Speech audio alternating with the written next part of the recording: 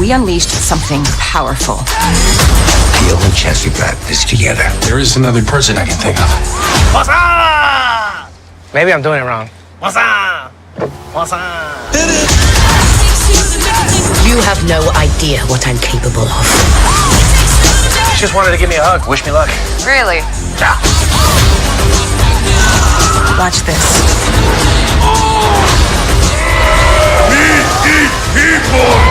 Sorry, I'm messing around. Wish I had a suit. Even with like minimal powers. Or maybe even just a suit with no powers. No.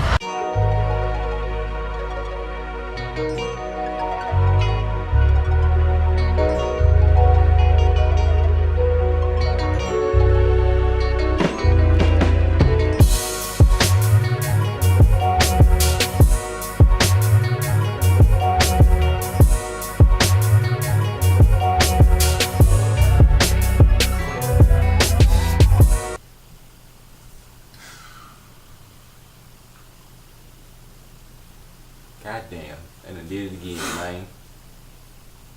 Man, I was in a good mood the whole movie though. I was still in a good mood after that though. After the end credit, The first one, yeah. I mean, but that's what they had the second end credit scene for, to kind of cheer you up a little bit. man, I know most of y'all enjoyed Infinity War. It was an amazing movie, but I know it took something out you. Everybody was hurt. Hit you right up in here, man. Right up in here. Ant-Man and Wasp, a real good family movie. Yeah. Even in the movie. Well, it was just a good movie in general. Yeah. Well, family too. I mean about just the plot. They were all about family inside the movie. But I think that's how the first one was, though. But when you think about a lot of Marvel movies, though, I mean, if you think about like Guardians, it kind of got the whole family. But I mean, Ant-Man is more ground. Like Ant-Man feel more personable. You know what I'm saying? It's not like a galactic type situation. Yeah, okay. No, it feel more personable. Paul Rudd came back, smashed it, had Evangeline. I'm sorry, we actually pronounced it Ant-Man and the Wasp. There you go. We can't do it like that because she's so bad. You the one that did it, but we definitely can't. Michael Douglas. OG. Oh, Mike Douglas. Shout out to Michael Pena. You know what I'm saying? On that professor. Shout out to your boy, good old Clifford. My bad, T.I. T.I., man, Tip. You know what? They found the perfect blend of a person. You know, he got the street appeal and he got the vocabulary to be able to hang in the room. They didn't have as much a role as they had. I guess they had more lines in the last movie. Or it kind of felt like they did a little bit more. But I mean, no, it was kind of about the same. Because they kind of came in like 3/4 into the movie, though. You got Hope. She bad? Yeah, she is. She was bad. I think she was in the Tomb Raider movie, if I'm not mistaken. And Ghost as the villain. Yeah. Shout out to Lawrence Fishburne. Who played Ava? I can't think of her name. I can't remember the name either. Man, Lawrence Fishburne is back, and he had the same run he had in Predators. First of all, shout out to him getting DC and Marvel checks. He is getting that. So, shout out to you, brother. They had my boy out Vice Principals. Hey, Goodland. He had the DC fade though. He did have the DC Lawrence fade. Fishburne. He had the DC. He had the DCU fade. He had a Marvel money. They did not CGI that fade, boy. Nah, they could have did a whole. Shout out. I can't remember, and it kills me that I can't remember this actor's name, bro. But from Vice Principals. Oh, his last name like Goodland. Yeah, I know him from Justified. He was in Predators. He was in Predators too. That's what I'm saying. Like, so it was a reunion. They in the same universe then? What, the Predators? Nah, I mean him and Lawrence Fishburne. They gotta be, because it was like a reunion. Like Lawrence Fishburne was in Predators because of what he did in Tina Turner. And Ali, that played Cottonmouth. And Luke Cage, he was in Predators too, so it could be. It could be a nice. It could be. Predator. Boom. Ant-Man and Wasp. It was, to me, first off, I can rate it from now. I mean, it get 9 raw cones and 9 do-rags from me right now. Out of 10. Yeah, out of 10. But, I mean, it just, this visually, I think this was like the best Marvel movie visually. Yeah. Oh, definitely. Easily. But I mean, just the style, like they've established like a real grounded style. You know what I'm saying? Even with the first one. I mean, I'm glad that they taken like the Guardians approach. This is actually Guardians is a little more serious than this movie. Yeah. This is like a little bit more lighthearted. You know, it ain't quite Deadpool at all. Like nah, but Paul Rudd just Scott Lang fits. Scott Lang is perfect for the MCU. Yeah, that's why I was just like, you couldn't go with Hank Pym. You know what I'm saying? Like, he plays the perfect old, jacked up mentor that he. And he's an asshole like in the comics, so. Exactly. So, you gotta put him in DC with Batman, being Affleck. But, just back to Power Rudd real quick. Shout out to him when he was acting like their moms, like when he was acting like Hope's mom. Okay, so, spoilers, it's a scene. So, basically, the whole premise of the movie starts off because Hank Pym has this idea that they can go find Hope's mom, played by Michelle Pfeiffer, who got a big check for what, 5 minutes total in the whole movie. When you combine it, but she was in that movie along the Goldberg wrestling matches in his recent run. But shout out to Michelle Pfeiffer though. Hey, so Hank Pym felt like since Scott came back in the last movie, that he could find Hope's mom, Janet. So that's what kicks this off. So that's why I said it was all about family. Like Hope and Hank are looking for Janet. You know, Scott trying to do the right thing for his daughter Cassie. Scott's on house arrest, by the way. If y'all remember, this takes place after Civil War. So yeah, if y'all remember Infinity War, when Widow was talking to Hope, she was telling them, Scott took a plea deal. Yeah. So he's on house arrest, and I like the way they had his routine with his daughter. Like, yeah. Shout out, it's Step Pops be wildin'. Hold on. First of all, shout out to Paul Rudd though. You know, because Cassie wanted to feel how it would be to shrink. So obviously he can't do it for her. So he kind of made like a small version of what it would be like. You want to know what small I picked up from this movie? What is they kind of hint at Cassie, and I want to see. Yes, with stature. I want to see if they do more with her in the future. Yeah, I mean, because think about it. She's already like 3 years older than she was in the comic. I think she was like 9. She's already like, 12? And you kind of see she was already kind of making decisions, like line for Pops and stuff like that. So I can kind of see her, later on down the line becoming that superhero that we know she will become.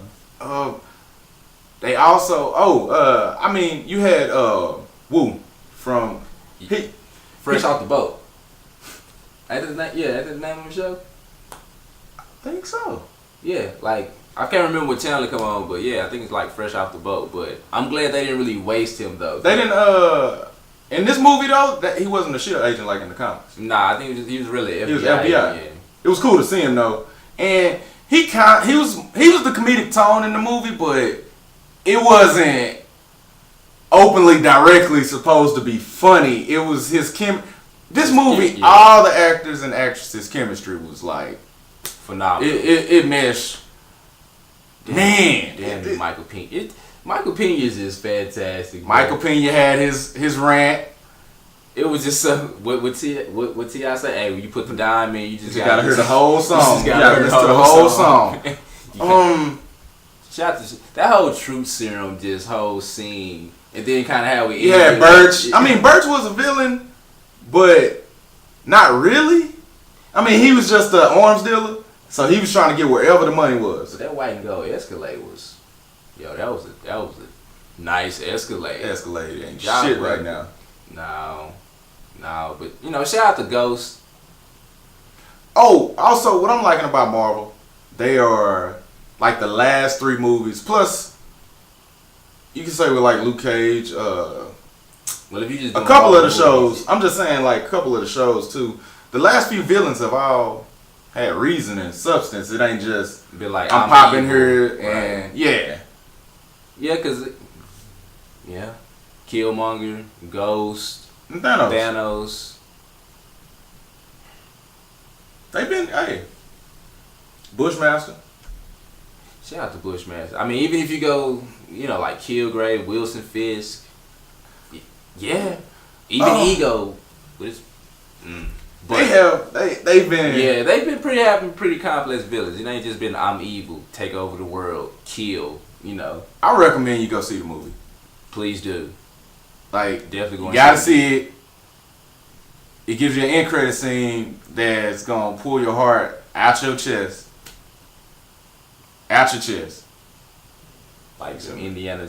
Hey, not out your chest, but when Ghost had her hand through Hank Pym's throat, I was like, "Yo, is you finna?" Hey, she phased, and all I thought about was when Reverse Flash killed Iris. Bro, he killed Cisco. Bro. But yes, you know, Ghost complex villain. Like her and the relationship that Lawrence Fishburne had. Hey, I'm kind of disappointed that, you know, we didn't get no Goliath, Goliath Easter egg or nothing like that. I mean, he said the name though when they were discussing. Yeah, but sizes. Maybe we'll see him in Avengers 4. I mean, because at the end of the movie, you do get an end credit scene and it picks up. Like I said, this movie was fun, and then we get to this end credit scene. It hit you. Yeah, bro. And Scott's in the quantum realm, and everybody on the outside is vanished. Just gone. All you see, because, you know, they was counting down so he can come back out of the quantum realm because he went to go collect some stuff so they can heal Hank's mind. 5, 4. No, it wasn't for Hank. It was for Ghost. Oh, for Ghost. Okay. Yeah, it was for Ghost. Gotcha. My bad. And then next thing you know, they go out and they just dust. Man, my thing, who gonna get him out? I'm telling you, I'm thinking that Ghost and Lawrence Fishburne characters are not dead. Hey, they haven't killed a villain. The last 2 movies, the villain has lived. Well, they killed Killmonger. No, but I'm talking about Infinity War. Thanos alive, Ghost alive, but Ghost wasn't really just really a villain though. Like, you understood what she was doing, but she killed. She was villainous. She was Winter Soldier. But think about this though, like, depending on how long Scott is in there, like, think about what Michelle Pfeiffer said. She was just like, it being in the quantum realm, it changes you. You know what I'm saying? It evolutions out of you. So think about how A1 Scott could be when he comes out, depending on how long he's gonna be in there. Because he's gonna be in there for a while. It's gonna be funnier. Oh, it's gonna be hilarious. It's just gonna be hilarious. And then you got Tony. I'm pretty sure they can. What you rating it as? Strong 9 out of 10. Strong 9. See, at first I was saying 9 raw cone. Oh, we did 9 do-rags. We did get the Stan Lee 9 cameo. bottles of Hennessy. Who? The Stan Lee cameo. Stan Lee was in there. His Yeah, car shrunk. Yeah. His car shrunk. He said, man, what did he referenced the 60s? Yeah, that's why I was just like, oh man. I can't remember what he said, but he referenced the 60s. Yo, shout out to the fight scenes, the choreography, just everything, man. Hey, like I said, this movie, CGI was pretty damn good to me. I'm the one that find the complaints in the CGI, and this movie I didn't. Hey, you remember when Scott was like 60 foot, and then he got on that little truck with the flatbread, and he just started Scott Lang kick pushing, turned like it into a scooter-ish. He turned the whole truck into a scooter. Like, the way they made the cars big and small while driving and everything, that was dope. Fantastic. Oh yeah, shout out to Michael Pena, you know what I'm saying? Of course he chose the car that he chose. Hey, Michael Pena, I ain't gonna lie, I thought he was gonna choose like the El Camino or whatever that was. I did the too. Old school. Yeah. Hey, it looked like Hector's car off of Friday. I said, I already know which car he gonna choose. Cause I didn't even see that one, the one he chose. I didn't either. But when he did what he did, I was like, oh, okay, it makes sense. Yo, shout out to Wasp, shout out to Hope. She was kicking ass. Like, so, yeah, you remember on the last movie, she was like, she should have been Ant-Man and it should have been her in the suit. Right. And she actually showed why. She had a lot of action. she did. She had a lot of action in this movie. Nah, I just cannot stop. Like the tech in her suit, though, too. That's true. Shout out to Scott. He was like, oh, you gave her wings? Just like, And shout out to the fact Scott's suit never worked in the movie. It never worked. Well, it worked, but it didn't do what he wanted it properly. to do. Yeah. When he wanted it. He was in the prototype. Yeah, literally the whole movie. So, yeah, man. Ant-Man and the Wasp. Definitely go see it. And if you seen Ant-Man and the Wasp, man, let us know. Like, dislike, subscribe. Don't unsubscribe. We need outlet. Just to let you know, this is not a spoiler-free zone. So, leave all the spoilers in the comment that you want to. If you we're going to leave a link to the podcast, too, where we're going way more detail about this movie and, hey, other movies, I think. Yeah, we got a few works. Yeah, we did a few. Oh, yeah, we got one coming up about trash-ass Jurassic World, but we'll... Ant-Man and the Wasp, definitely go see that. 9 out of 10. Creeping up into that top 5, too, so... Man, gotta think about the top 5. Yeah, you got... Gotta redo top 10 now. Shit.